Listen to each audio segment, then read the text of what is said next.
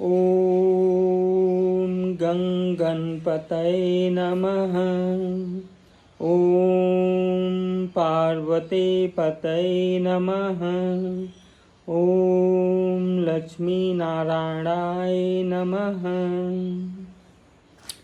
सुप्रभात मित्रों, जैसा कि जम्मू कश्मीर में जो आतंकवादी घटना हुई उसके उपरांत देश के हर नागरिक के अंदर बदले की भावना तथा पाकिस्तान के ऊपर बहुत अधिक रोष दिखाई दे रहा था। इसी के कारण तथा इन आतंकवादियों से अपने देश को बचाने के लिए तथा उनके कमर को तोड़ने के लिए प्रधानमंत्री नरेंद्र मोदी भी बहुत सारे फैसले लिए। उन सभी फैसलों को यदि पूरी तरह से कारगर रूप से किया जाए तो बहुत ही अच्छा होगा। उससे हमारा देश पूरी तरह सुरक्षित हो सकता है। लेकिन उन फैसलों में जो भी फैसले थे, सबसे बड़ा फैसला था कि 48 घंटे के अंदर और जो मेडिकल वीज़ा पे आए हुए थे उन लोगों को 29 तारीख तक इस देश को छोड़ के अपने पाकिस्तान जाना था, जो कि समय सीमा के निर्धारित होने के बाद बड़ी सरकारें, केंद्र सरकारें हों या राज्य सरकारें, सभी ने मिलजुल कर बहुत तेज़ी से इस पे काम किया तथा बहुतों को यहाँ से उनके देश पाकिस्तान भेज दिया गया। ये बहुत ही तत्परता से काम किया गया। वहीं आतंकवादी हमला करने वाले के घरों को इत्यादियों को पूरी तरह से नष्ट करने के लिए तथा उन्हें खोज कर उन्हें खत्म करने के लिए भी सेना और उसके अन्य पुलिस ऑफिसर्स, ये सब सभी विभाग लग गए हैं। जांच NIA कर रही है। ये सब चीज़ें तो हमेशा ही हर आतंकवादी घटनाओं पे होता रहता था कि NIA की जांच होना, चाकचौंध सुरक्षा व्यवस्था को फिर से देखना, उसको पूरी तरह से चाकचौंध करना तथा हर तरह की खोजबीन इत्यादि बड़े बड़े शहरों में, बड़ी बड़ी जगहों पे, खासकर कि VIP एरिया में बहुत ज़्यादा ही किया जाता था, जो कि इसमें भी किया जा रहा है। लेकिन सबसे बड़ी बात और हास्यास्पद बात ये दिखाई दी कि भारतीय सरकार ने जिस बहुत बड़े बात को कहा कि 48 घंटे के अंदर सभी पाकिस्तानियों के वीज़ा इत्यादि पूरी तरह से ख़त्म कर दिया गया है और कोई नया वीज़ा भी इशू नहीं हो रहा है और 48 घंटे के अंदर सभी नागरिकों को अपने देश भेज दिया जाएगा, जिस पे ऊपर उन्होंने कार्य भी बहुत अच्छी तरह से किया। लेकिन सबसे मूल प्रश्न ये था कि क्या सीमा और कानून से परे हैं? जी हाँ, हम सीमा हैदर की बात कर रहे हैं। सीमा हैदर जैसे कितने ही लोग इस देश में आए हुए हैं और रह रहे हैं। ये तो वास्तविकता ये थी कि सीमा हैदर जहाँ पे आई थी वो एक हिंदू बहुल इलाका था और जहाँ पे उनका आस पड़ोस वालों को बहुत शक हुआ और उसके प्रति सभी प्रशासन के अधिकारियों को बताया गया। इस परिस्थिति में सीमा हैदर, जो कि अपने 3-4 बच्चों के साथ पाकिस्तान से भारत में एक सचिन नाम के युवक से प्रेम करने के लिए आई हैं और यहीं पे बस गई हैं। उन्होंने बहुत अच्छी तरह से हिंदू संस्कृति को अपनाया। ये सब बातें तो मीडिया के द्वारा हमें पता चला। लेकिन मेरे जो मूल प्रश्न है इस विषय में वो इस तरह हैं। पहला, सीमा हैदर ने जिस रास्ते का उपयोग किया था पाकिस्तान से भारत में घुसने के लिए, क्या वो रास्ता पूरी तरह से कानूनन सही था?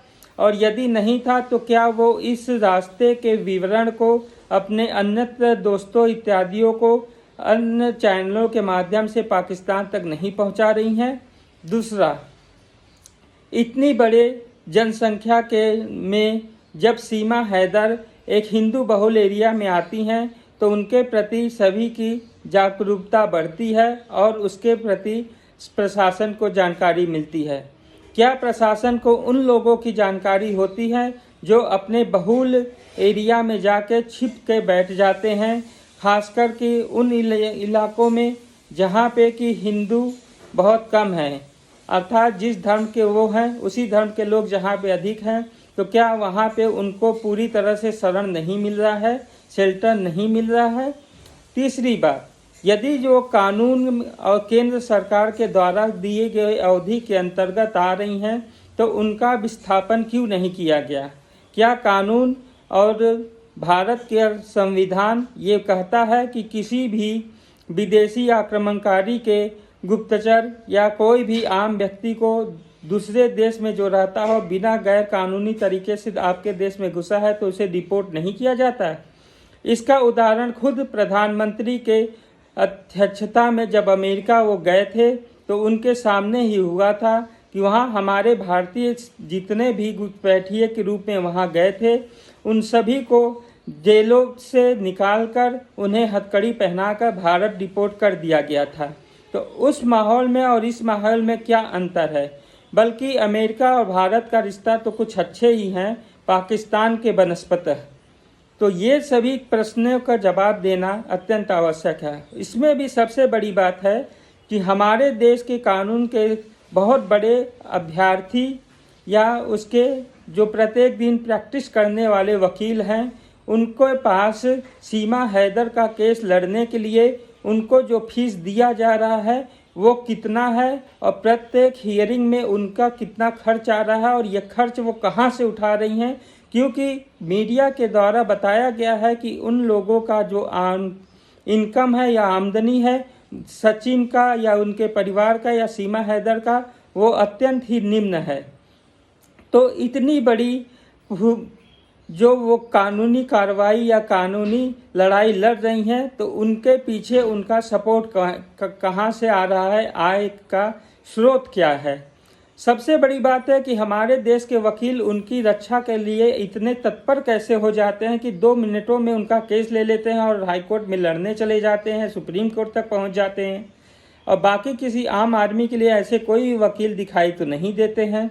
इन सभी प्रश्नों का जवाब मुझे राज्य सरकार और केंद्र सरकार खासकर मोदी और योगी जी से चाहिए, क्योंकि ये देश के हर क्षेत्रों में जहाँ भी सीमावर्ती स्थान हैं वहाँ पे बहुल एरिया और बहुसंख्यक के रूप में जहाँ अल्पसंख्यक हैं उसमें आए हुए लोगों का पड़ताल किस तरह हो रहा है। कहीं ये सिनेमा में दिखाने वाले स्लीपर सेल्स तो नहीं है जो मौका देख के देश के अंदर ही आत्मघाती हमलों का एक पूरा चैन खड़ा न कर दें।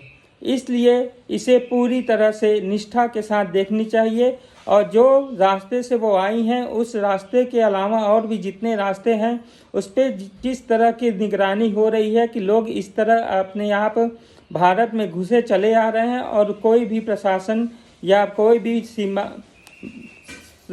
सीमा सुरक्षा बल के अधिकारी उन्हें नहीं रोक पा रहे हैं। जय हिंद, वंदे मातरम।